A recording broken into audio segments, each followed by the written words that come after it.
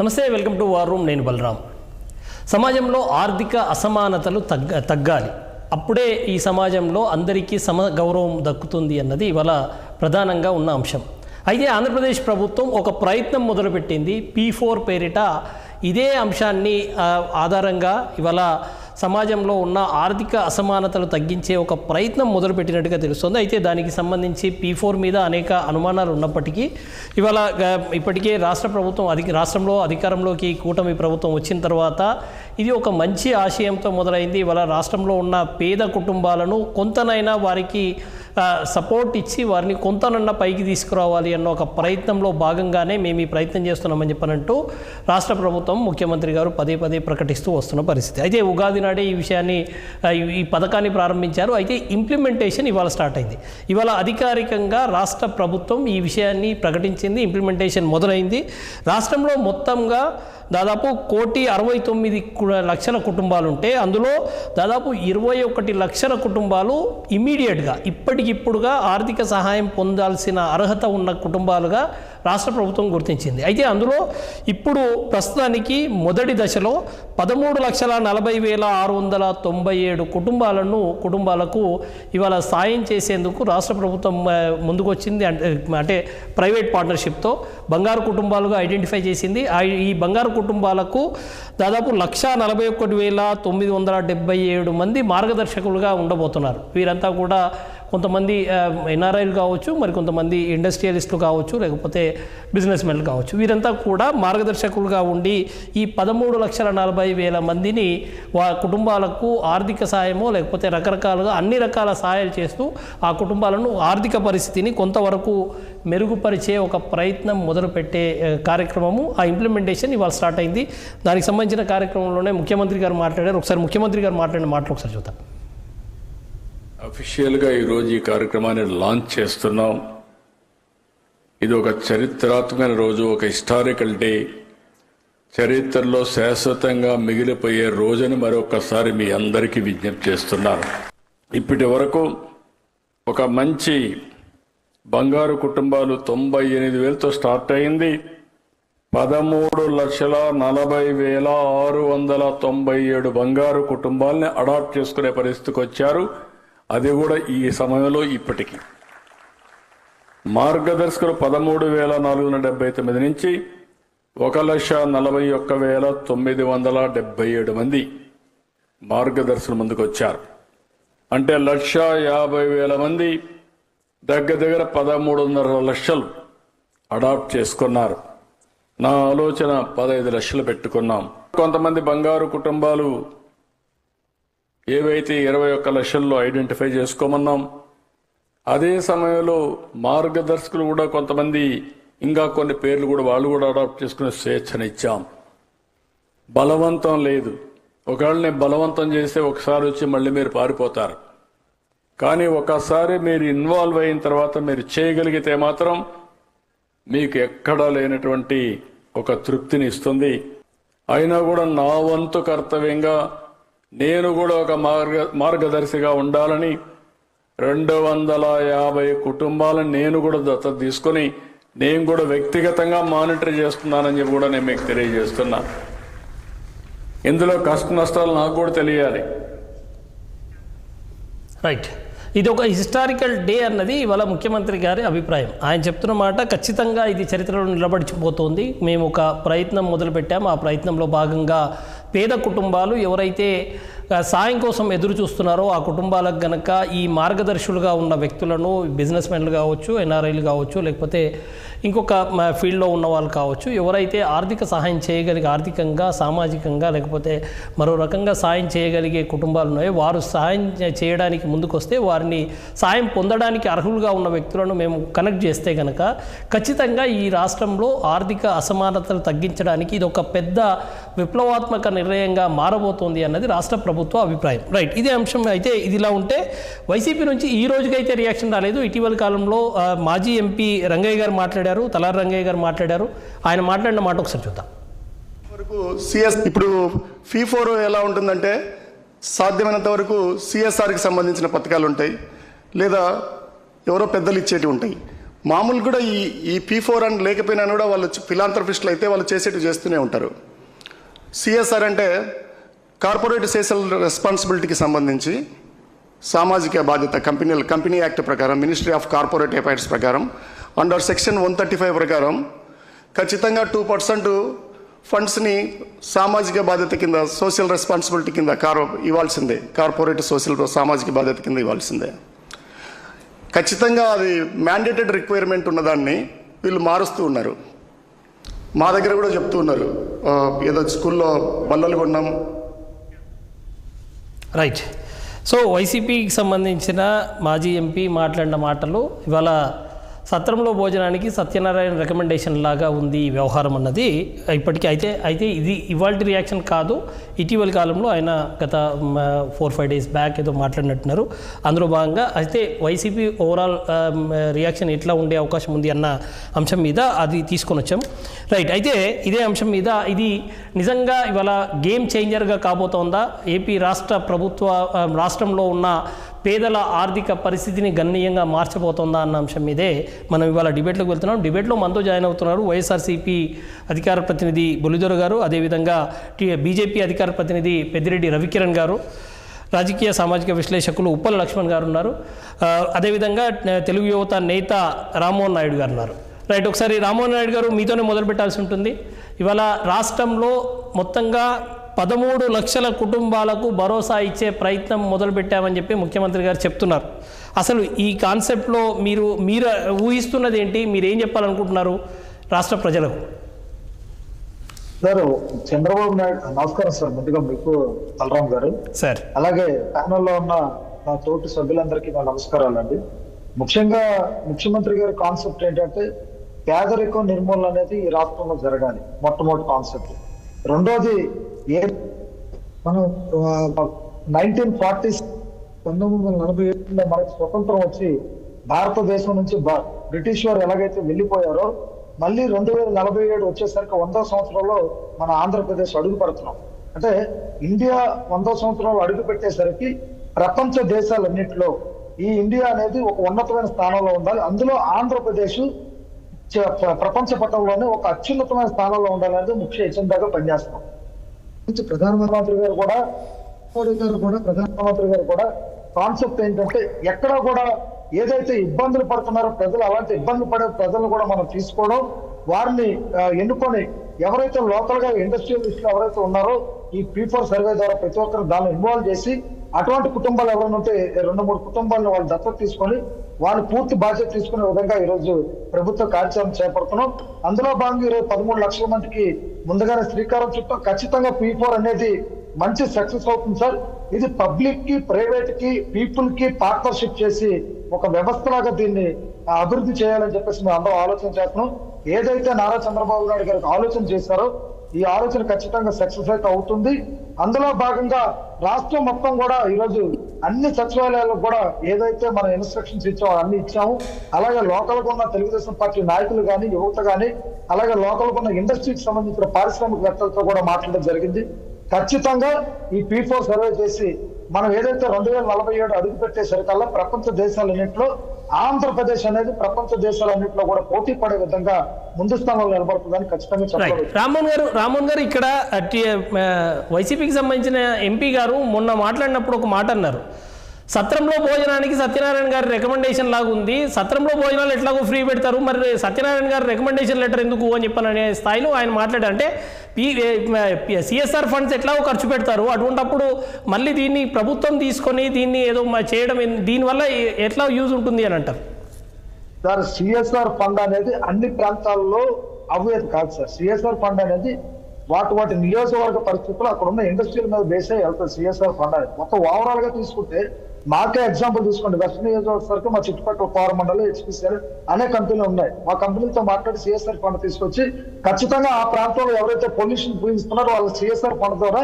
అభివృద్ధి చేసి వాళ్ళకి కావాల్సిన మెడిసిన్స్ కానీ, లేకపోతే వాళ్ళకి కావాల్సిన కమ్యూనిటీ భవనాలు కానీ, లేకపోతే రోడ్స్ కానీ, అక్కడ కావాల్సిన పచ్చదనాన్ని కానీ పూర్తిగా ఏర్పాటు చేయడం CSR నిధులు ఖచ్చితంగా ఉంటాయి. అయితే ఇక్కడ ఒక విషయం గమనించాలి మనం. అయితే ఇప్పుడు ఏదైనా అడిగితేగా అన్నం పెట్టని తల్లి కూడా అమ్మ ఆకలేస్తుంది అన్నం పెట్టినట్టే కానీ అమ్మ కూడా అన్నం పెట్టే పరిస్థితి లేదు. అలాంటప్పుడు ఈ రాష్ట్రానికి పెద్ద దిక్కైనటువంటి నారా చంద్రబాబు నాయుడు 5 కోట్ల మంది నా పెద్ద కొడుకు అని చెప్పి నమ్మి 5 కోట్ల మంది ఓటేసి గెలిపించేస్తారు. అందుకనే ముఖ్యమంత్రి గారు దీనిలో భాగస్వామి అయ్యి ముఖ్యమంత్రి గారి ద్వారా సందేశాన్ని ప్రజలకు అందిస్తే ఫాస్ట్ గా రియాక్షన్ ఉంటుంది, ప్రజలు కూడా ఫాస్ట్ గా రియాక్ట్ అవుతారు, పారిశ్రామికవేత్తలు కూడా ముందుకు వస్తారని చెప్పి ఒక ఆలోచనతో తీసుకొచ్చి ఈ కార్యక్రమాన్ని నడిపిస్తున్నాం సార్. ఈ వైసీపీ నాయకులకి ఎలాగా పని పాటు రెండు కూడా ఏదీ లేదు. ప్రస్తుతానికి తెలుగుదేశం పార్టీ నాయకుల మీద లేదా తెలుగుదేశం పార్టీ పెట్టే పథకాల మీద బురద జల్లే కార్యక్రమాలు ఉన్నారు తప్ప వీళ్ళకైతే అసలు ఈ P4 అంటే ఏంటో కూడా వీళ్ళకి తెలిసి అంటే వీళ్ళ నాయకుడు కాదు, వీళ్ళ చుట్టుపక్కల ఉన్న ఈ ఎమ్మెల్యే కంటెస్టెంట్ నాయకులు కూడా కాదు. నేను ఒకటే చెప్తున్నాను, ఏదైతే తెలుగుదేశం పార్టీ ఒక కార్యక్రమానికి ఇది యూనివర్సల్ ప్రోగ్రామ్ సార్. ఏదో తెలుగుదేశం పార్టీకి సంబంధించిన ప్రోగ్రామో లేకపోతే ఆంధ్రప్రదేశ్ కి సంబంధించిన ప్రోగ్రామ్ కాదు. దేశంలో అభివృద్ధి చెందాలి, దేశంలో ఇంకా వెనకబడిన తరగతులు ఉన్నారు. మీరు కొన్ని ప్రాంతాలకు వెళ్ళండి, ఇప్పుడు కూడా చూస్తే కొన్ని ప్రాంతాలు అట్టడుగు ప్రాంతాలు ఉంటాయి. అట్టడుగు ప్రాంతాలు అంటే ఎక్కడైనా ఒక వరద తుఫాను వచ్చిందనుకోండి, ఆ చుట్టుపక్కల 10-15 ఫ్యామిలీలు చేపల వేట మీద బతికే వాళ్ళు, లేకపోతే అక్కడ ఏదో చిన్న చిన్న వ్యాపారాలు చేసుకుని బతికే వాళ్ళు ఉంటారు. అలాంటి వాళ్ళు వరద వ్యవస్థలోంచి వచ్చి కొట్టుకుపోతే అక్కడ ఆ వరద తాటి చనిపోయిన కుటుంబాలు చాలా మంది అట్టడుగు ప్రాంతాల్లో ఉన్నారు. అలాంటి వాళ్ళు కూడా గుర్తించి పైకి తీసుకురావాలి. అలాంటి వాళ్ళకి కూడా మన చేదోడు వాదనగా ఉండాలి. రాష్ట్రం అంటే ఏదో మీతో నాతో కాదు, రాష్ట్రం అంటే అందరినీ అభివృద్ధి పదంలో మనం ముందుకు నడిపించాలి. ప్రతి ఒక్కరు కూడా ఒక ఉన్నతమైన బిడ్డలను కూడా మనం ఉన్నతమైన స్థానానికి తీసుకెళ్లాలని చెప్పి ఒక ఆలోచన చేయడం ఒక మంచి కార్యక్రమం. గతంలో పెట్టారు కానీ అది అంత వర్కౌట్ అవ్వలేదు. కానీ ఖచ్చితంగా ఈసారి మాత్రం P4 అనేది ఖచ్చితంగా పబ్లిక్ కి అందరికి కనెక్ట్ అయింది సార్. ప్రజల నుంచి కూడా ఒక కొత్త ప్రజల నుంచి కూడా కొంతమందిని మనం ఎన్నుకోవడం జరిగింది. అందులో పాలసీ ఏంటి, ఎవరు కరెక్ట్ కాదని చెప్పి 1-2 సార్లు మన నాయకులు కానీ అలాగే సచివాలయ వ్యవస్థ కానీ సిబ్బందులు కూడా ప్రతి ఒక్కరు కూడా చర్చ చేయడం జరుగుతుంది. వారి కుటుంబాలకు వెళ్ళి వాళ్ళతో మాట్లాడడం కూడా జరుగుతుంది. అలాంటి వాళ్ళకి ఖచ్చితంగా చేదోడువాదుగా నిలబెట్టాల్సిన బాధ్యత మా పైన ఉంది. అందులో భాగంగా మేము కూడా అవసరమైతే ఒక సారథులుగా పనిచేస్తామని చెప్పి మీకు తెలియజేస్తాం. Yes sir right. ఒకసారి వైసీపీ రియాక్షన్ తీసుకుందాం. బుల్దర్ గారు, అవునన్నా కాదన్నా ఇవాళ ముఖ్యమంత్రి గారు చెప్పినట్టుగా చరిత్రలో నిలిచిపోయే విధంగా దాదాపు 13 లక్షల కుటుంబాలకు ఇవాళ సాయం దొరకబోతోంది. ఆ 13 లక్షల కుటుంబాలకు ఒక మానిటర్స్ దొరికారు, వారికి మార్గదర్శకులుగా ఒక వ్యక్తులు ఏదో అది ఆ వ్యవస్థలు సరే ఎంతమంది ఆ కమిట్మెంట్తో పనిచేస్తారో తెలియదు, కానీ కొన్ని లక్షల మందికి అయితే ఇది బెనిఫిట్ కాబోతోంది. ఈ కార్యక్రమాన్ని ఏమైనా అభినందించే అవకాశం ఉందా మీరు? సార్ ముందుగా గుడ్ ఈవినింగ్ సార్. ఇప్పుడు ఎవరైతే కూటమి నాయకులు టీడీపీ నాయకులు అయితే ఉన్నారో పెట్టకథలు చెప్పడంలో చాలా దిట్టండి. మనం ఆ విషయం అయితే చెప్పుకోవాల్సిన లేదు. కానీ ఏదో ఆడలాగా మధ్యలో ధరవన్నట్టుగా అలా ఉంది ఈరోజు గవర్నమెంట్ పరిస్థితి. ఇచ్చిన హామీల పరిస్థితి ఏంటో తెలియదు. ప్రజలు ఏ విధంగా ఉన్నారో అలా రోగాలతో సీజనల్ డిసీజ్తో అనేక రకాలుగా ఇబ్బంది పడుతున్న ప్రజల సంగతి కూడా ఈనాటి వరకు స్టేట్మెంట్ ఇవ్వడం కానీ వాడు మంచి సెట్లు చూడడం కానీ హాస్పిటల్ సందర్శన కానీ ఒక మినిస్టర్ కానీ ఎమ్మెల్యే కానీ కూటమి నాయకులు కానీ ఎవరో చేసిన దాఖలాలు ఏమీ కనిపించట్లే. ఇప్పుడు కొత్తగా P4 అని అన్నారు. మీకు తెలియదు కాదు, ప్యానలిస్ట్ లక్ష్మణరావు గారికి కూడా తెలిసిన విషయం, మిగతా వాళ్ళకి కూడా తెలిసిన విషయమే. గతంలో 2014-19 నుండి ఉన్న టైంలో చంద్రబాబు నాయుడు గారు పిలిపించారు. ప్రతి నాయకుడు ఒక గ్రామాన్ని దత్తత తీసేసుకోండి, ఆ గ్రామాన్ని డెవలప్ చేసేయండి, ఈ విధంగా రాష్ట్రం చాలా ముందుకు వెళ్ళిపోతుంది అని చెప్పేసి అన్నారు. మరి ఆ దత్తత గ్రామాలు ఎంతమంది తీసుకున్నారో, దాని మీద ఏ పురోగతి సాధించారు, దాని మీద ఏమైనా ఎప్పుడైనా మానిటరింగ్ చేశారా? ఈ చంద్రబాబు నాయుడు గారు అవనివ్వండి, లేకపోతే ప్రస్తుత కూటమి నాయకులు అవనివ్వండి, ప్రవేశపెడతారు. తర్వాత దాని ఇంప్లిమెంటేషన్ అనేది జీరో. చంద్రబాబు నాయుడు గారు బాగా మాట్లాడారు, కానీ CSR నిధులు ఏంటి, దాని తాలూకు మరి ఆ అమౌంట్ అంతా ఏం చేస్తున్నారు? CSR నిధులు వచ్చినప్పుడు మళ్ళీ సెపరేట్గా P4 పెట్టి ప్రజల్లోకి వెళ్ళడం ఇది ఒక స్ట్రంటా? ఒకవేళ సర్వీస్ చేయాలి, పేద ప్రజలు ఆదుకోవాలి, అట్టడుగు వర్గాన్ని పైకి తీసుకురావాలి అని అన్నప్పుడు ఇప్పుడు ప్రధానంగా మనం చూస్తే వ్యవసాయ రంగంలో బాగా డెవలప్ చేయగలిగితే వ్యవసాయ రంగాన్ని CSR నిధుల్ని వ్యవసాయ రంగానికి వాడగలిగితే అసలు పావర్టీ అనేది దాన్ని పెంచవచ్చు. ఏదైతే ఇప్పుడు వీళ్ళు చెప్తున్నారో బడుగు బలహీన వర్గాలు అట్టడుగు వర్గాలు పైకి తేవాలనుకుంటున్నారో ఆటోమేటిక్గా వ్యవస్థను డెవలప్ చేస్తే అందరూ డెవలప్ అవుతారు. ఇప్పుడు చెప్పినట్టుగా ఇందాక చెప్పారు మా ఎక్స్ MP గారు ఎవరు చెప్పారు, కంపెనీ యాక్ట్ ప్రకారంగా 2013 కంపెనీ యాక్ట్ ప్రకారంగా వాళ్ళకు వచ్చేటువంటి లాభాల్లో 2% గవర్నమెంట్ CSR నిధులకు ఇస్తుంది. దాని ద్వారా డెవలప్ చేయొచ్చు. ఇవన్నీ వదిలిపెట్టేసి దాని ద్వారా విద్యా రంగాన్ని, వ్యవసాయ రంగాన్ని, అన్ని రంగాల్ని డెవలప్ చేయొచ్చు. వాటి కోసం ఏమీ మాట్లాడిన దాఖలాలు లేవు. గతంలో ఇచ్చిన హామీలు ఏం చేశారో హామీల కోసం మాట్లాడడం లేదు. ఈ రోజు వచ్చేమో P4 పెట్టి తన ద్వారా డెవలప్ చేస్తానండం అనేది చాలా విడ్డూరమైనటువంటి విషయం అండి. గతంలో చేసినటువంటి వాటికి మానిటరింగ్ లేదు. అవి ఎక్కడి వరకు వచ్చాయో వ్యవస్థలన్నింటినీ అక్కడే నిర్వహించేసేసారు. ఈరోజు కొత్తగా మళ్ళీ P4 పెట్టి సాధించింది ఏమీ లేదండి. ఆర్భాటంగా చెప్పుకోవడానికి మాత్రమే ఈ రోజు పెట్టినటువంటి ఈ మీటింగు ఏడావడి తప్పితే అంతకు మించి ప్రజలకైతే ఏం ఒరుగుతుందని చెప్పి అయితే నేనైతే అనుకోవట్లేదండి. మొట్టమొదట 2014 నుండి 19 వరకు దత్తత గ్రామాలు ఎన్ని గ్రామాలు ఏ విధంగా డెవలప్ అయ్యో చెప్పిన తర్వాత P4 అనేది మాట్లాడి ఉండుంటే కొంచెం యాక్సెప్టబుల్ గా ఉంది. కానీ అప్పుడు పెట్టినది ఎక్కడి వరకు వచ్చిందో తెలియదు. దాని డెవలప్మెంట్ చెప్పలేదు. కొత్తగా P4 కోసం చెప్తే కొంచెం విడ్డూరం అనిపించింది అంతే. అంటే గవర్నమెంట్ ఉంది కాబట్టి వాళ్ళు ఏం చెప్పినా చాలా బాగుంటుంది. కానీ అది సాధ్యమయ్యే విధంగా చేస్తే మంచిదని నా ఉద్దేశం. గారికి అన్ని విడ్డూరంగా అనిపిస్తాయేమో కానీ విడ్డూరం ఏం కాదండి ఇది. ఖచ్చితంగా వైసీపీ నాయకులు కూడా ఇందులో ఉంటే వారు కూడా ఇబ్బందులు ఉంటాయి. డబ్బులు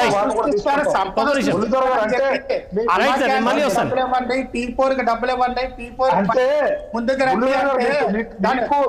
మీ వైసీపీ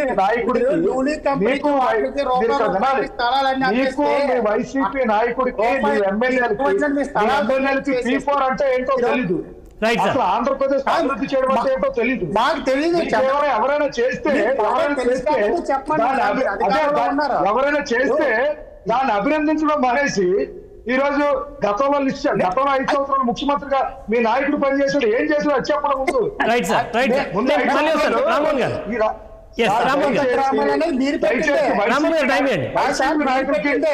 వైసీపీ నాయకులు తెలుగుదేశం పార్టీ టార్గెట్ చేయాలి. తెలుగుదేశం పార్టీని ఏ విధంగా కూడా ఎదుర్కోలేదు. ఒక నిమిషం కొద్దిసేపు ఆగండి. బీజేపీ రియాక్షన్ తీసుకుందాం. పెద్దిరెడ్డి రవికిరణ్ గారు, ఒక్క డౌట్. జనరల్ గా సోషల్ మీడియాలో ఒక చర్చ జరుగుతుంది. రాష్ట్ర ప్రభుత్వం తన బాధ్యత నుంచి తప్పించుకునే ప్రయత్నం చేస్తుంది. అందులో భాగంగానే ప్రైవేట్ వాళ్ళ మీద, పేదవాళ్ళ బాధ్యతనంతా కూడా ప్రైవేట్ వాళ్ళ మీద తోసే ప్రయత్నం జరుగుతుందని సోషల్ మీడియాలో చర్చ జరుగుతుంది. నేను కాదు, సమాధానం చెప్పండి. నేను అడుగుతున్నది అది. ఒక నిమిషం సార్. బుల్లెర గారు, అక్కడ ప్రధానమంత్రి గారు బుల్లెర గారు కొద్దిసేపు ఆగండి ప్లీజ్. బుల్లెర గారు ప్లీజ్ ఆగండి. బలరాం గారు, ముందుగా మీకు తోటి ప్యానలిస్ట్ కి 60 వీక్షకులందరికీ శుభ సాయంత్రం అండి. ముందుగా ఈరోజు public private people partnership P4 కార్యక్రమాన్ని అధికారికంగా ప్రారంభించినటువంటి మా ప్రభుత్వానికి, గౌరవ ముఖ్యమంత్రి గారికి అభినందనలు తెలియజేస్తూ, మరీ ముఖ్యంగా ఏదైతే 13 లక్షల పై చీలుకున్నటువంటి బంగారు కుటుంబాలే కాదు, 1.4 లక్షల మంది ఏదైతే మార్గదర్శులుగా ముందుకు వచ్చి ఆ బంగారు కుటుంబానికి దత్తత తీసుకున్నట్టు ముందుకు వచ్చినటువంటి మార్గదర్శులందరికీ పేరు పేరున అభినందనలు, శుభాకాంక్షలు, పాదాభివందనం అండి. ఎందుకంటే అండి, ప్రభుత్వం చేసే కార్యక్రమాలు ప్రభుత్వం చేస్తుంది, ఏది ఎక్కడా తగ్గట్లేదు. గతం కన్నా ఎక్కువ సంక్షేమమే చేస్తున్నారు. అన్ని రకాలైన కార్యక్రమాలు, తల్లికి వందనం, ఎంతమంది పిల్లలు ఉంటే అంతమందికి ఇస్తున్నారు. ఈరోజు స్త్రీశక్తి, మహిళలకి ఉచిత బస్సు ప్రయాణం, అలాగే దీపం పథకం, వాళ్ళకి గ్యాస్ సిలిండర్లు ఇస్తున్నారు, సామాజిక పెన్షన్లు గతం కన్నా ఎక్కువ. 4,000 మామూలుగా ఈ వితంతువులకైతే, వికలాంగులకైతే 6,000, 7,000 వరకు ఇస్తున్నారు. సో ఎక్కడో ఏ రాష్ట్రంలో జరిగినటువంటి సంక్షేమం ప్లస్ అభివృద్ధి కార్యక్రమంలో కూడా మేము దూసుకువెళ్తున్నాం. ఏ రకంగా అభివృద్ధి, మౌలిక వస్తువులు, రోడ్లు కావచ్చు, ప్రాజెక్టులు కావచ్చు, జాబ్స్ తీసుకోవడం, మా ప్రభుత్వం ఏ రకంగా పనిచేస్తుందో అది ఎక్కడ ఇసుమెంతు కూడా తగ్గలేదు. గతంలో జగన్మోహన్ రెడ్డి ప్రభుత్వం పోల్చుకుంటే అంతకన్నా ట్రిపుల్ రేట్లతో డబుల్ ఇంజిన్ సర్కార్ ఇది. అటు కేంద్రంలో నరేంద్ర మోడీ గారు ఉన్నారు, రాష్ట్రంలో ఎన్డీఏ ముఖ్యమంత్రి చంద్రబాబు నాయుడు గారు ఉన్నారు. 2 ప్రభుత్వాలు డబుల్ ఇంజిన్ సర్కారు, డబుల్ వేగంతో పనిచేస్తాయి. అయితే దీనికి అదనంగా ఇంకా ఏదన్నా చేయొచ్చా అన్నది చంద్రబాబు నాయుడు యొక్క మస్తిష్కంలో పుట్టినటువంటి ఆలోచన. 2023 నుంచే వారు చెప్తున్నారు, అనేక వేదికల్లో చెప్తున్నారు. ఈ రకంగా సంపద ఉన్నవాళ్ళు, సేవ చేయలేని విధంగా బిజీగా ఉన్నవాళ్ళు, అవకాశం లేని వాళ్ళు, దారి తెలియని వాళ్ళు, ఎలా చేయాలో తెలియని వాళ్ళు, చేయాలని మనసు ఉంది కాకపోతే ఆర్థిక వనరులు ఉన్నాయి, ఎలా తెలియదు.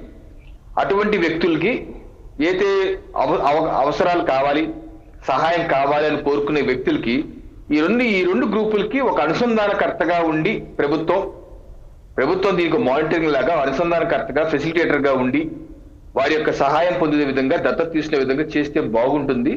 అలా చేస్తే అసమానతలు మరింత వేగంగా ప్రభుత్వం ఎట్లా చేస్తుంది, చేసే కార్యక్రమం ప్రభుత్వం ఇంకా పెద్దగా చేస్తుంది, ఇంకా మైక్రో లెవెల్లో చేసే అవకాశం ఉంది. తద్వారా వేగంగా వారిని అభివృద్ధి అయ్యే అవకాశం ఉందని ఒక ఆలోచన వారికి 2022-23 నుంచే ఉంది. ఆ నివేదికతో చెప్తున్నారు. ఈ రోజు దాని కార్యరూపం దాల్చారు. సో దీనిలో ఎంతో కొంత మంచి జరుగుతుంది, కానీ చెడు జరుగుతుంది.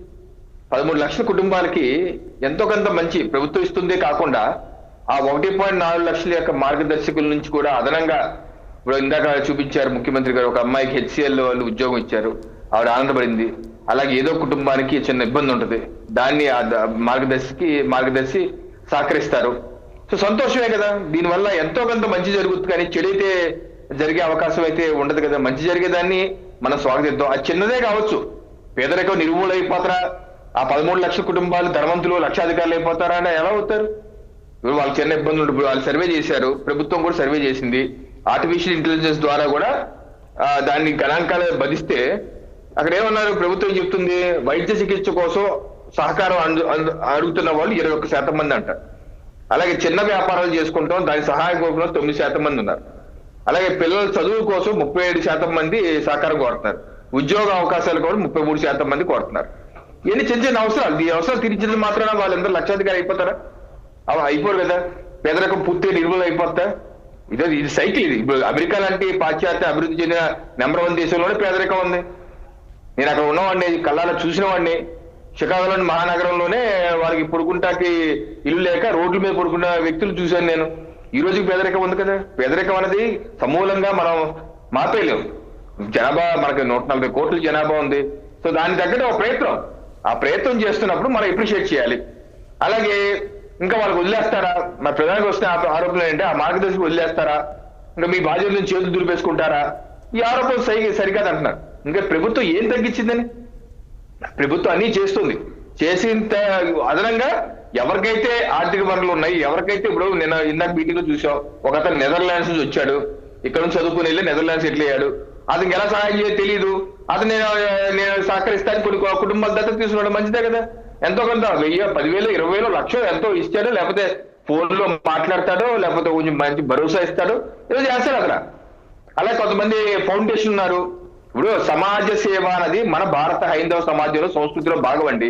మానవ సేవే మాధవ సేవ. శతాబ్దాలుగా చేస్తాం. ఇది కొత్త కాన్సెప్ట్ ఏం కాదు. ఇది శతాబ్దాలుగా ఎవరు బలరాం గారు మీ స్థాయిలో మీరు సహకరిస్తుంటారు, మీ చుట్టుపక్కల నా స్థాయిలో నేను సహకరిస్తుంటాను.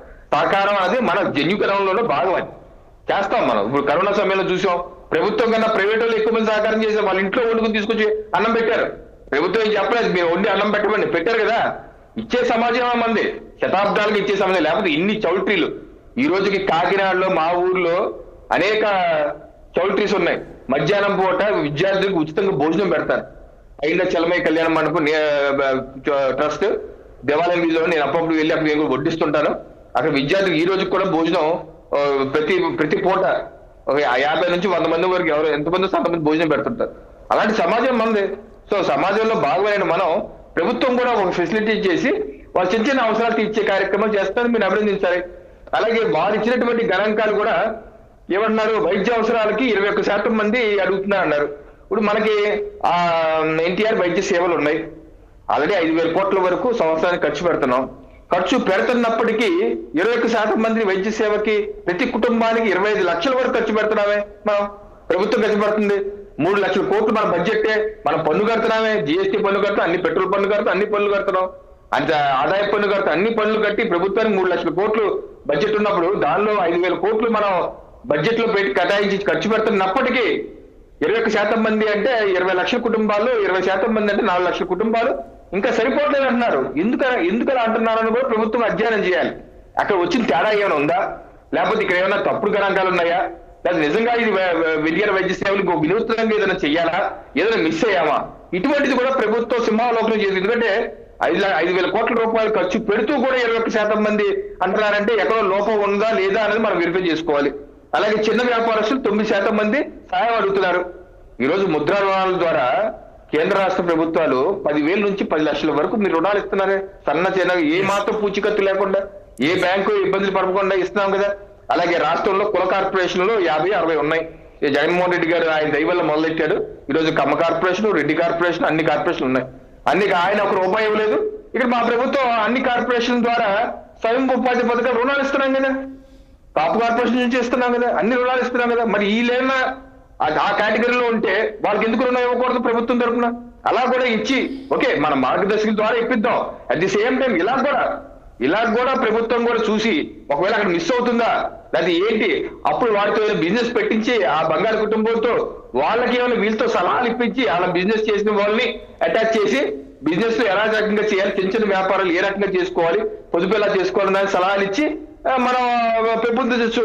అలాగే చదువులకి 37% మంది అంటున్నారు, చదువుకు సహకారం కాదు 37%. ఈరోజు మనకి తల్లికి వందనం ఎంతమంది పిల్లలకుంటే అంతమందికి ఇస్తున్నాం. అలాగే ఫీజు రీయింబర్స్మెంట్ అటు ఇంజనీరింగ్ లో ఇస్తున్నాము, డిగ్రీలో అన్నింటిలో ఫీజు రీయింబర్స్మెంట్ ఇస్తున్నాం, ఎన్నో వేల కోట్లు ఖర్చు పెడుతున్నాం. అయినా సరే 37% మంది చదువు సహకారం ఏం కోరుతున్నారు? ఎక్కడ వస్తుంది వాళ్ళకి ఇబ్బంది? అది కూడా ప్రభుత్వం అధ్యయనం చేసుకోండి. ఏంటంటే మార్గదర్శకులు అనేది ఒక కాంప్లిమెంటరీ జస్ట్ కొంత సహకారం. ఇది మొత్తం ఉన్న సిస్టమ్ అంతా ఎలిమినేట్ తీసేసేది కాదు. అది ప్రభుత్వం కూడా దాని మీద అధ్యయనం చేసుకుని ఏదైనా మార్పులు చేర్పులు ఉంటే చేసుకొని ఇన్ని వేల కోట్ల రూపాయలు మన సంక్షేమం ఖర్చు పెడుతున్నా సరే వాళ్ళకి ఎందుకు కావట్లేదు అని కూడా అధ్యయనం చేసుకుని తప్పులు ఉంటే కరెక్ట్ చేసుకునే అవకాశం కూడా ఇదని చెప్పి నేను తెలియజేస్తాను. Yes sir. లక్ష్మణ్ గారి దగ్గరికి వెళ్దాం. లక్ష్మణ్ గారు, అందరి వర్షన్ విన్నారు మీరు. సరే, ఎవరు అభిప్రాయాలు వాళ్ళు చెప్తారు. కాకపోతే పథకం అయితే మంచిది, కానీ అమలు చేసే విషయంలో మరి స్వార్థ ప్రయోజనాలు ఉంటాయా లేకపోతే కిడ్పోకోలు ఉంటాయా అనేది చూడాలి. ఇక్కడ 16 లక్షల మందిని సెలెక్ట్ చేశారో ఇంకా కొంతమంది చేయబోతున్నారో పూర్తిగా సమాచారం అయితే చెప్పడం లేదు. 16 లక్షల మంది అని చెప్తున్నారు. ఆ 16 లక్షల కుటుంబాలకి సహాయం చేయాలా అనేటువంటిది మార్గదర్శనం ద్వారా. అయితే మనం లెక్కలు చూసుకున్నప్పుడు ఏమైపోతుందంటే 5 కోట్ల జనాభాలో 1,70,00,000 రేషన్ కార్డులు ఉంటే 1,48,00,000 వైట్ కార్డులు ఉన్నాయి. చూడండి, వైట్ కార్డు హోల్డర్స్ అంటే ఎవరు? బిలో పావర్టీ పర్సెంటేజ్ ఎంత ఉంది ఆంధ్రప్రదేశ్లో? 4.85% అనుకో. కేంద్ర నీతి ఆయోగ్ లెక్కల ప్రకారము 2023 లెక్కల ప్రకారము బిలో పావర్టీ 5% ఉంది ఆంధ్రప్రదేశ్లో. 5% ఆంధ్రప్రదేశ్లో బిలో పావర్టీ చూపిస్తూ ప్రభుత్వం నుంచి 1,48,00,000 మంది వైట్ రేషన్ కార్డులు తీసుకున్నారండి. ఇప్పుడు నువ్వు ఏ దాన్ని బేస్ చేసుకొని ఈ సెలక్షన్ జరగాలి? బిలో పావర్టీనే కదా. బిలో పావర్టీ 5% అనుకున్నప్పుడు ఈ రేషన్ కార్డులలో 10% కూడా కాదు, 10% అనుకో అంతే. మిగతా 90% ఇప్పుడు వాళ్ళు ఏం చెప్తారు? అరే నాకు వైట్ రేషన్ కార్డు ఉంది, నేను బిలో పావర్టీ, నాకు ఏ సహాయం చేయడం లేదు ప్రభుత్వం అని చెప్పి ఈ 10% పోతే 90% మంది ప్రభుత్వాన్ని వ్యతిరేకించే అవకాశాలు కూడా ఉన్నాయి. ఖచ్చితంగా వ్యతిరేకిస్తారు. పక్కింటోనికి ఏదో సహాయం ఉంటూ ఈ పక్కింటోనికి అందకపోతే జనం ఎలా ఉంటారు? ఏముంది పక్కింటోనికి, వాడిని సెలెక్ట్ చేశారు, వాడికి ఇల్లు లేదంటే నాకు ఇల్లు లేదు, నాకు 4 పిల్లలు ఉన్నారు, చదువుకుంటున్నారు, నేను ఆటో తోలుతున్నా, నాకెందుకు రాలే అంటారు. మరి ఈ సెలక్షన్లో రాజకీయం ఉండకూడదు. 16 లక్షల మంది సెలక్షన్లో ఇప్పుడు మళ్ళీ ఏం చెప్తున్నారు చంద్రబాబు నాయుడు గారు? సెలక్షన్ అన్నది ప్రభుత్వ పరంగా జరుగుతుంది, మళ్ళీ మార్గదర్శులు వాళ్ళు కూడా సెలెక్ట్ చేసుకోవచ్చు అన్నాడు.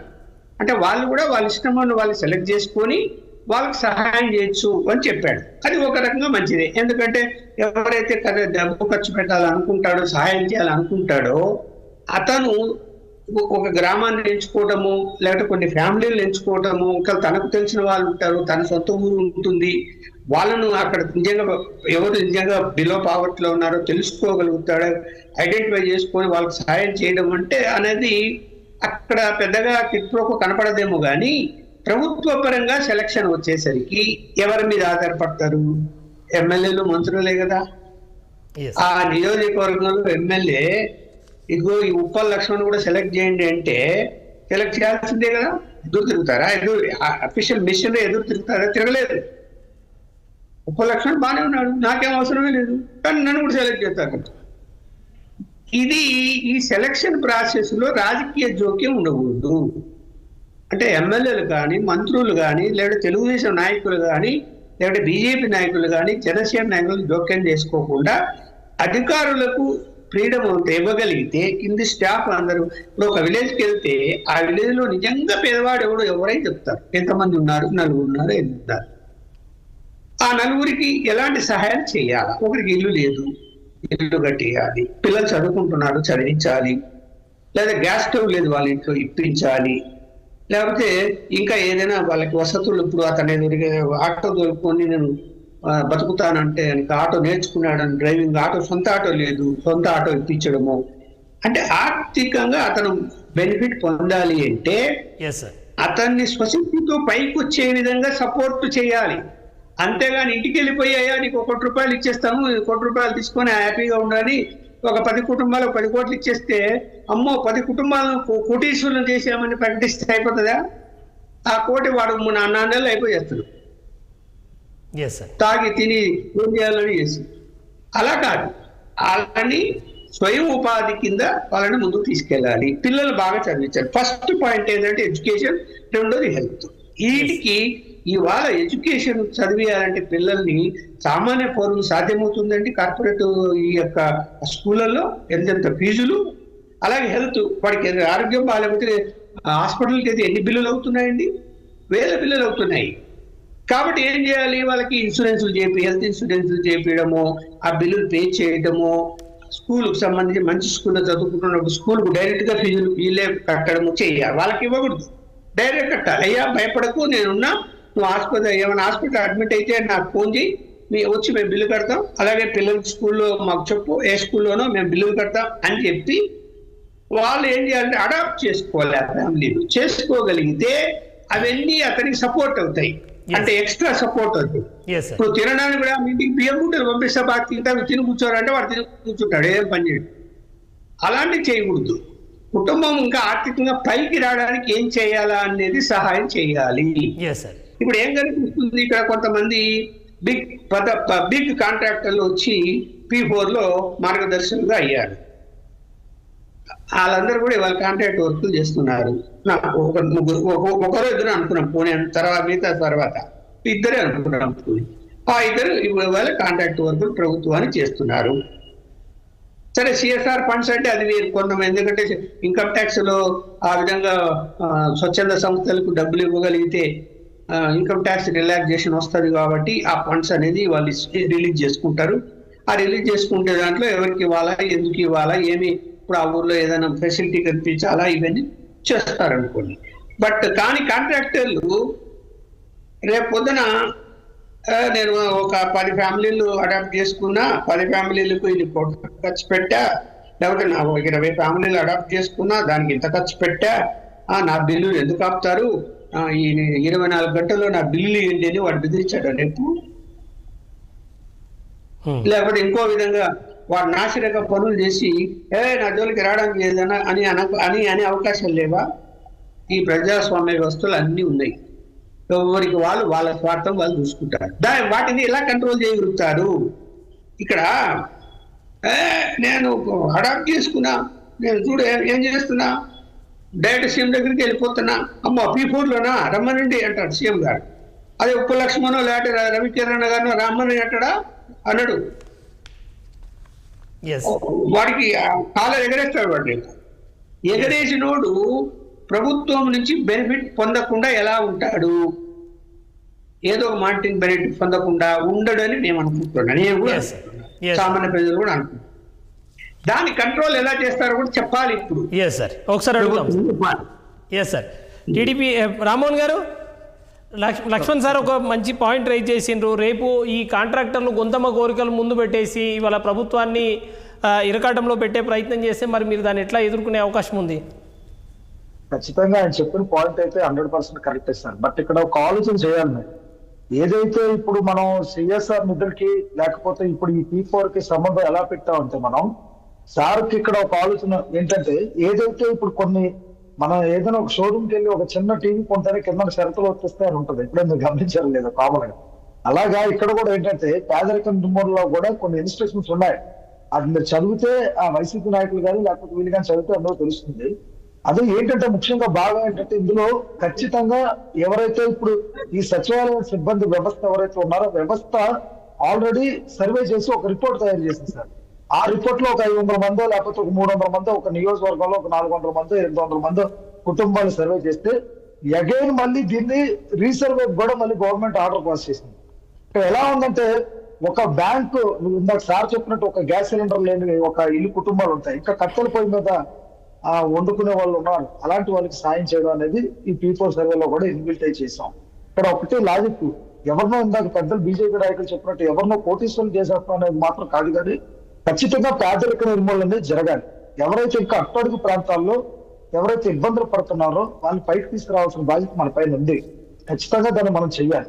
అందులో భాగంగా ఈ రోజు వ్యవస్థల్ని కలుపుకుంటూ లేకపోతే పారిశ్రామికవేత్తలు దీనిలో కలుపుకుంటూ వెళ్తున్నాం. కానీ ఇప్పుడు ఒకవేళ లోకల్ గా ఎవరైనా కొద్దిగా ఆర్థికంగా అభివృద్ధి చెందింది లేకపోతే ఆర్థికంగా ఏదైనా చిన్న చిన్న వ్యాపారస్తులు ఉంటే వారు కూడా ఇందులో ఇన్వాల్వ్ అయ్యి ఈరోజు కుటుంబాలని బంగారు కుటుంబాలని దత్తత తీసుకోవడం జరుగుతుంది.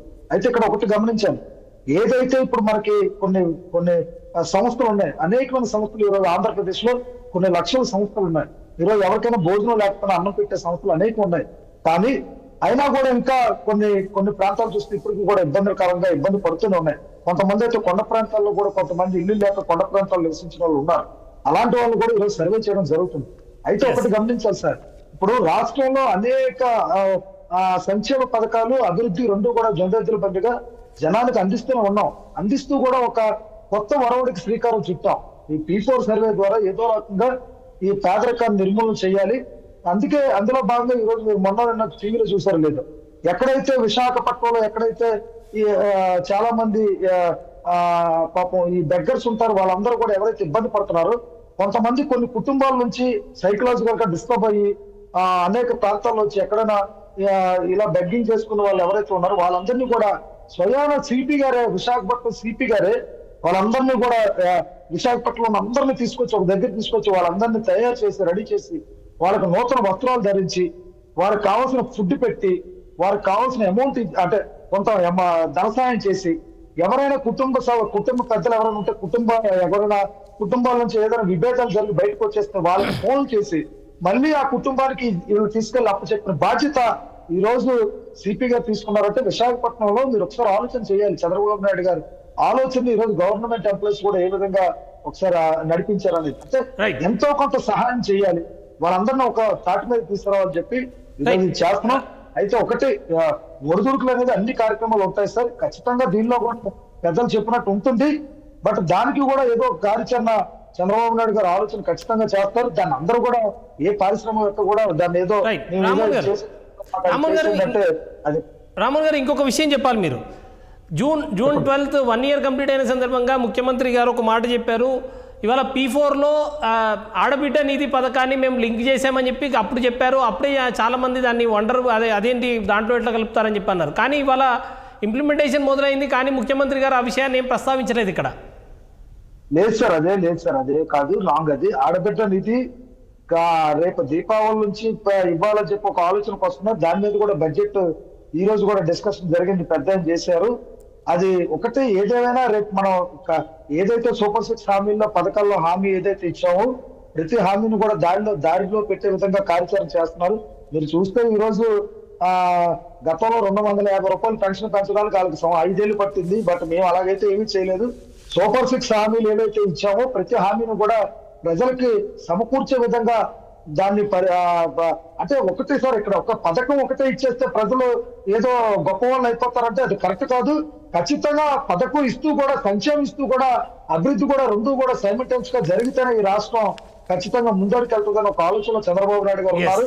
అందులో భాగంగా ఈ రోజు ఎన్ఆర్ఎస్ ను కూడా మనం ఇందులో ఇన్వాల్వ్ చేసి వాళ్ళు కూడా తీసుకొచ్చి వాళ్ళు కూడా మనం వీటిలో ఇన్వాల్వ్ చేస్తున్నాం. అంటే మీరు ఒక ఆలోచన చేయాలి సార్. ఏదైతే ఇప్పుడు ఎడ్యుకేషన్ అనేది లేకపోతే అలాగే ఆరోగ్యం కానీ రెండు కూడా చూస్తూ ఒక విధంగా ఉద్యోగ సంకల్పన కూడా కల్పించాలి. ఖచ్చితంగా చదువుకున్న బిడ్డలకి ఈ రోజు ఉద్యోగం కల్పిస్తే ఆ కుటుంబం ఈ రోజు P4 లోకి రావాల్సిన అవసరం ఉండదు. ఎందుకంటే ఈరోజు మీరు చూస్తే అనేకమైన ప్రాంతాలు ఇప్పుడు శ్రీకాకుళంలో కానీ చుట్టుపక్కల నాకు తెలుసు అనేకమైన ప్రాంతాల్లో చాలా పేదరికంలో ఉన్న వాళ్ళు ఈ రోజు తల్లిదండ్రులు రిక్షా తొక్కి పిల్లలను చదివించిన తల్లిదండ్రులు చాలా మంది ఉన్నారు. Yes. కానీ ఈ రోజు ఆ పిల్లలు ఐఏఎస్ లో అయిన నాకు చాలా మంది తెలుసు. ఈ రోజు ఆ రిక్షా తొక్కి చదువుకున్న పిల్లలు కూడా ఈరోజు ఐఏఎస్ అయ్యి ఉన్నతమైన స్థానాల్లో P4 లోకి రాదు కదా. మీరు ఆలోచన చేయాలి ఇక్కడ. అలాంటి వాళ్ళు కాకుండా అనేక ఎవరైతే నిజంగా ఇబ్బందులు ఎవరైతే ఉన్నారో వాళ్ళందరినీ పైకి తీసుకురావాలని కాకపోతే పనిచేస్తున్నారు. ఖచ్చితంగా పెద్ద ఆయన ఏదైతే మాకు ఇన్స్ట్రక్షన్ ఇచ్చారో అవన్నీ మీకు ఖచ్చితంగా ఫాలో అవుతారు. Right sir. Okay right. ఒకసారి బుల్లోరా గారు. రామ్ గారు, ఎస్, అలాగే ఇందాక పెద్దలు లక్ష్మణ్ గారు మాట్లాడారు. అంటే నేను అదే చెప్పాను ఏంటంటే ఏదైతే P4 ఉందో P4 మీద మానిటరింగ్ కానీ అకౌంటబిలిటీ కానీ అసలు ఉందా, వాటి కోసం ఏమి మాట్లాడే దాఖలాలు లేవు. గతంలో ఈ దత్తత గ్రామాల మాదిరిగానే P4 కూడా అది సంపూర్ణంగా ముందుకైతే తీసుకెళ్ళలేరు అనేది మా ఆలోచన, మా మాట కూడా. ఇంకొకటి మనం ఒక ఆలోచిస్తే P4 కోసం ఎంతో గొప్పగా ఇంకా ఆలు లేదు సూలు లేదు, ఏదో కోరుకుని స్వాములకు అన్నట్టుగా వీళ్ళు వచ్చినోడు లేడు పోయినోడు లేడు, కానీ ఏదో P4 భారతదేశంలోనే మొట్టమొదటి స్థానంలో ఆంధ్రప్రదేశ్ పెట్టేస్తారని చంద్రబాబు నాయుడు గారు చెప్తారు. కూటమి నాయకులు దానికి డప్పు వాగిస్తారు.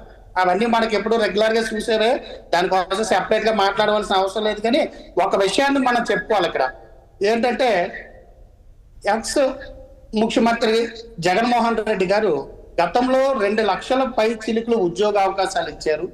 వ్యాపార రంగాల్లో మహిళలు డెవలప్ చేశారు. చేతి వృత్తి కార్మికులు అవునండి, చేతి వృత్తి చేసుకునే వాళ్ళు అవునండి, వాళ్ళందరికీ కూడా సహాయ సహకారాలు అందిస్తూ ఎంతో మందిని ఆర్థికంగా స్వయంగా నిలబడే స్వయం ప్రతిపత్తిని కల్పించినటువంటి దాఖలాలు మనం చూసాం ఈ రాష్ట్రంలో.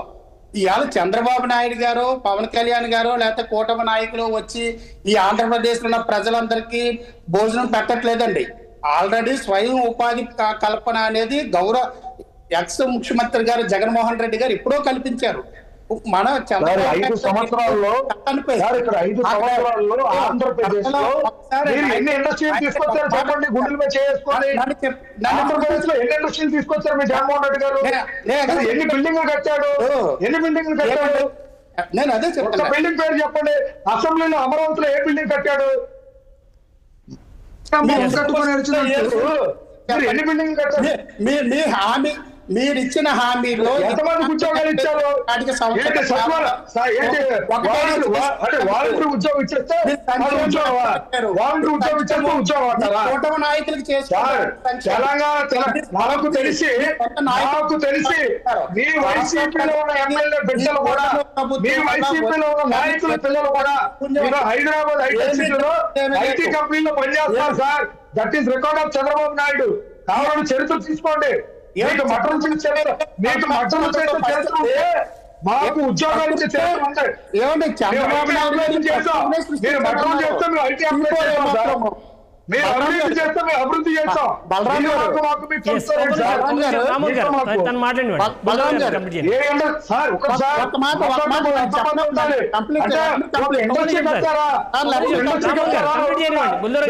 చెప్పండి, చెప్పండి ఒక ఇండస్ట్రీ పేరు.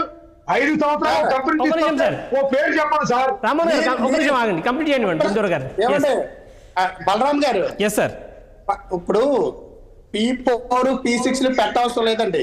ఇచ్చిన హామీలు నిలబెట్టుకొని ఏవైతే ఇప్పుడు ఫ్యాక్టరీస్ ఉన్నాయో లేకపోతే ఇండస్ట్రీస్ ఏవైతే ఉన్నాయో వాటిని ఆహ్వానించి తీసుకొస్తే ఆటోమేటిక్ గా డెవలప్ అవుతుంది.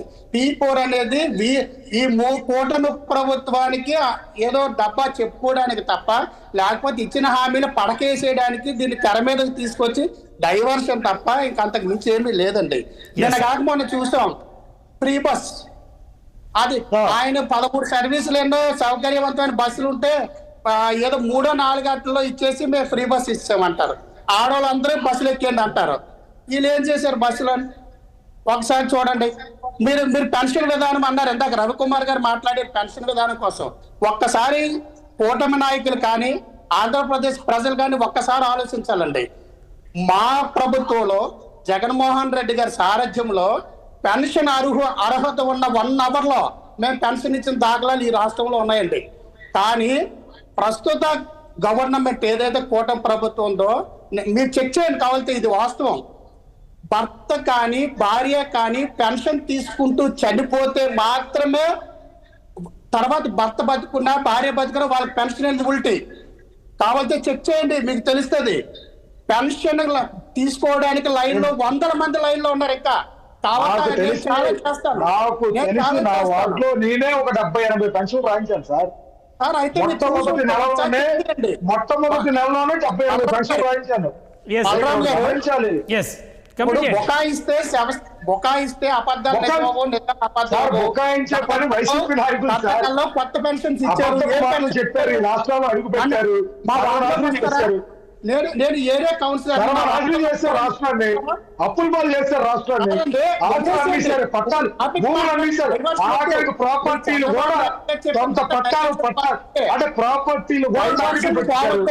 గవర్నమెంట్ వ్యవస్థలు కూడా తాకట్లు పెట్టేశారు. 5 కోట్ల మంది చెప్పండి. ఏం సార్ అందపోతలేని మాట్లాడతారు? నిజంగా నిజాయితీగా మాట్లాడండి. మీరు క్వశ్చన్ చేయండి. అంతేగాని 5 సంవత్సరాల్లో జగన్మోహన్ రెడ్డి గారు ఇచ్చేసారు, తెచ్చేసారు,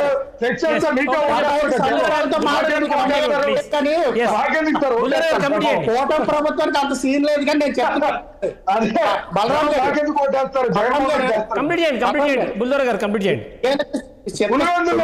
పులివెందుల్లో ఒక దగ్గర గెలలేకపోయాడు, పులివెందుల్లో సొంత నియోజకవర్గంలో గెలలేకపోయాడు. చూడండి మీరు చేసిన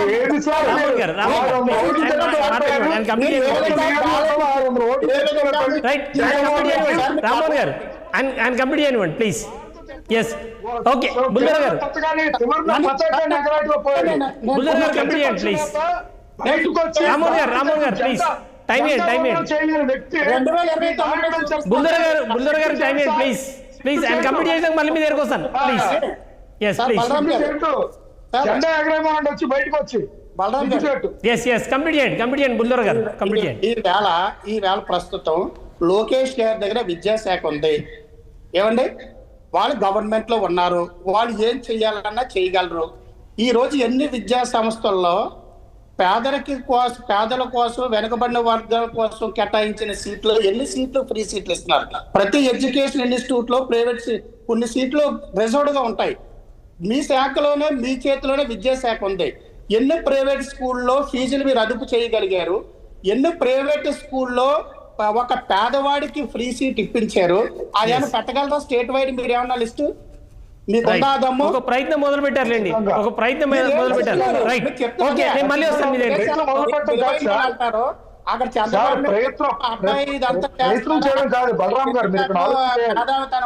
చేయడం కాదు. మీరు గవర్నమెంట్ స్కూల్స్ కూడా రాబోయే రోజుల్లో ప్రైవేట్ స్కూల్స్ కి ధీటుగా గా పనిచేసే విధంగా వ్యవస్థలో మార్పులు తీసుకొస్తున్నాం.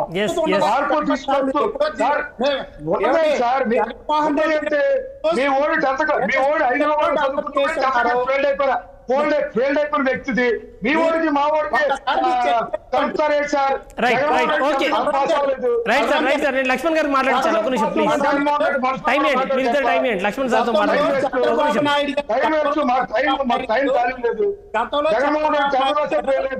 బలరాం గారు, గతంలో చంద్రబాబు నాయుడు గారు ఏ స్కూల్ కూడా ఒక బెంచ్ కుర్చీ ఇవ్వలేని పరిస్థితుల్లో గవర్నమెంట్. జగన్మోహన్ రెడ్డి గారు ఈ రాష్ట్ర ముఖ్యమంత్రి అయిన తర్వాత మాత్రమే నాడు నేడు రంగులు వేసుకున్నారు.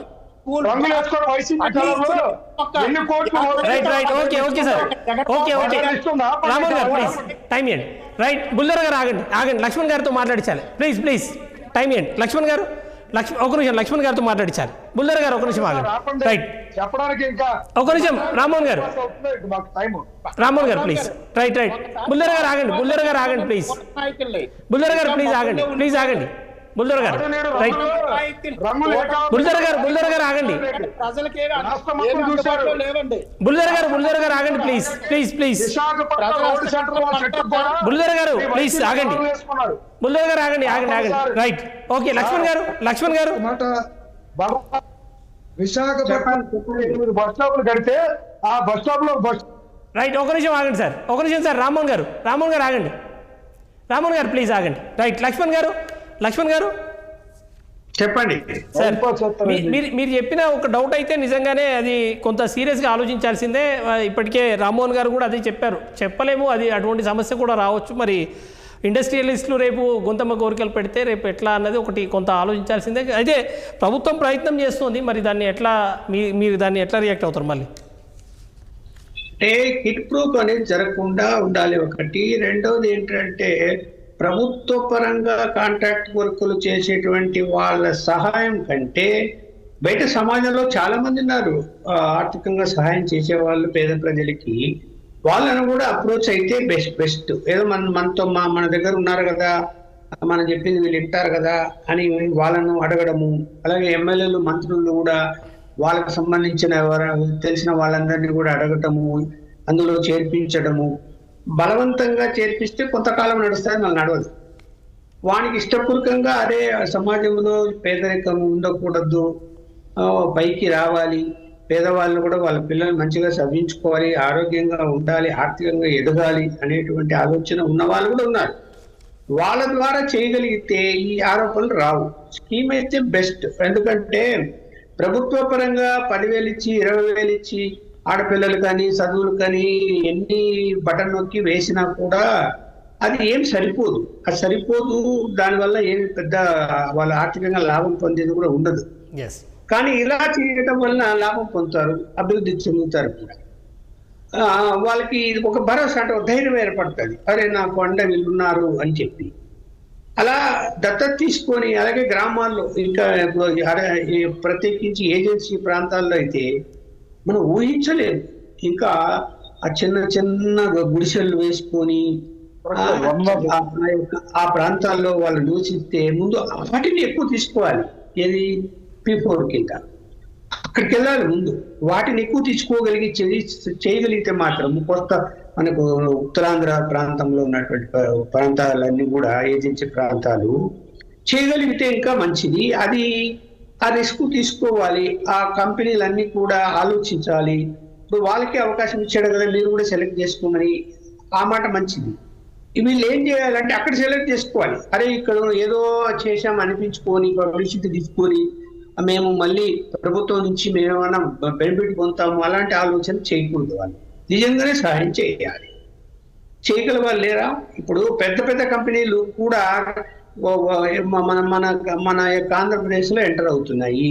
అనేక వాళ్ళ పరిశ్రమలు పెట్టడానికో లేకపోతే ఐటీ ఇండస్ట్రీస్ పెట్టడానికో లేకపోతే ఇంకా వేరే వ్యాపారాలు నిర్వహించడానికో ప్రభుత్వ పరంగా ఇప్పటికే స్థలాలు కేటాయించారు, వాళ్ళకి రాయితీలు ఇస్తున్నారు. మరి వాళ్ళందరూ కూడా చేయడానికి అవకాశం ఉంటుంది కదా.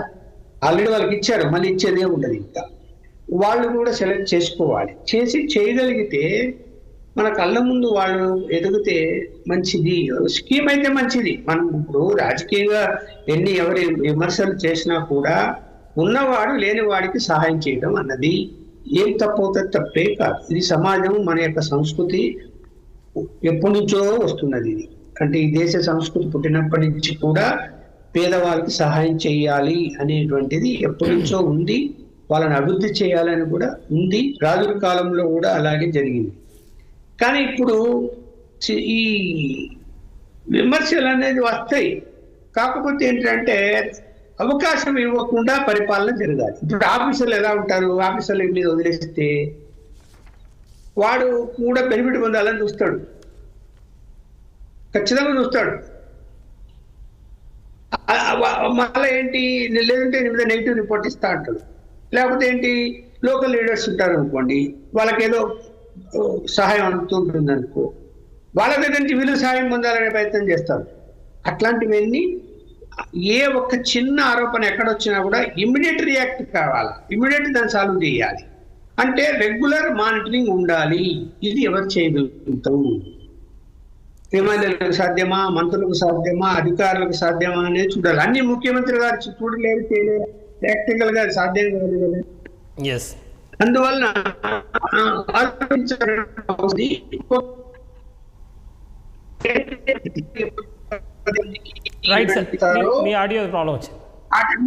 మానిటరింగ్ సిస్టమ్ అనేది ఉండాలి.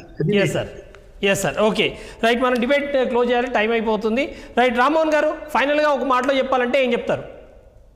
ఇప్పుడు లక్ష్మణరావు గారు చెప్పిన పాయింట్ ఒక గమనించాలి సార్. ఒకటి, ఈ ప్రపంచ దేశాల్లో ఏ పార్టీకి లేని ఒక పెద్ద సెటప్ తెలుగుదేశం పార్టీకి ఉంది.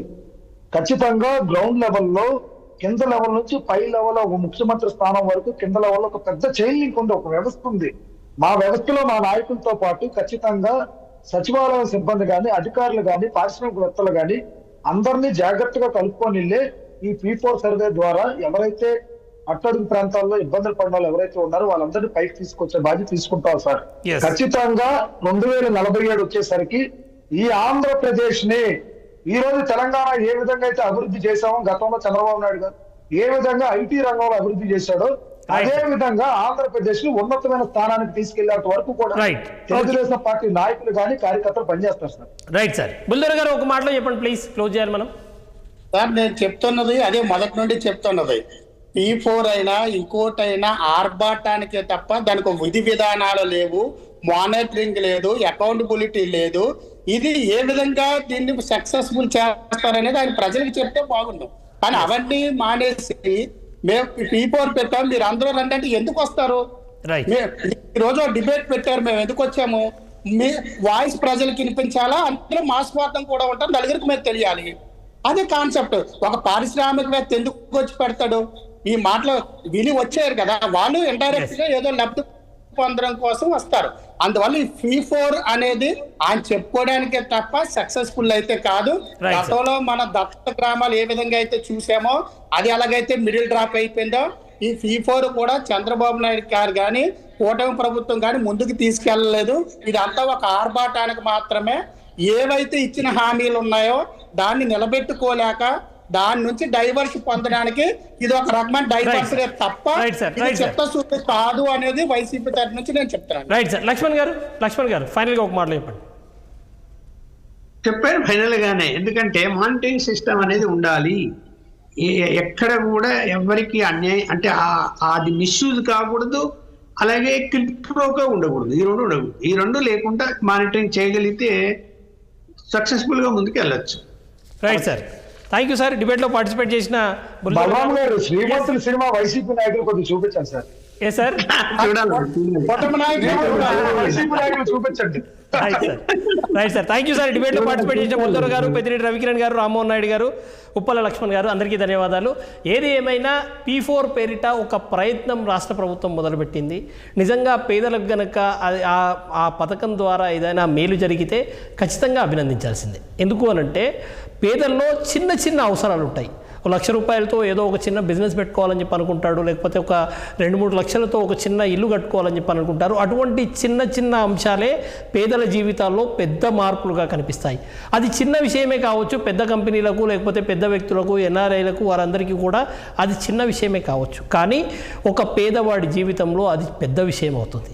అటువంటి నేపథ్యంలోనే అటువంటి ఒక ప్రయత్నాన్ని ఇవాళ రాష్ట్ర ప్రభుత్వం P4 పేరిట మొదలుపెట్టింది. ముఖ్యంగా చంద్రబాబు నాయుడు గారు కూడా ఒక 250 కుటుంబాలను ఆయన దత్తత తీసుకుంటూ అందులో ఆయన కూడా వారికి మార్గదర్శిగా మారుతూ ఉండడం అన్నది అభినందించాల్సిన విషయం. మరి నిజంగా ఈ ప్రయత్నంలో కనుక రాష్ట్ర ప్రభుత్వం కానీ ముఖ్యమంత్రి గారు కానీ సక్సెస్ అవుతే ఖచ్చితంగా అదొక పెద్ద మార్పుగా, దేశవ్యాప్తంగా అదొక పెద్ద సంచలనంగానే మారే అవకాశం కనిపిస్తోంది. ఇది వాటి వారం. మరికొన్ని అంశాలతో రేపు కలుద్దాం. Stay tune to 6 TV.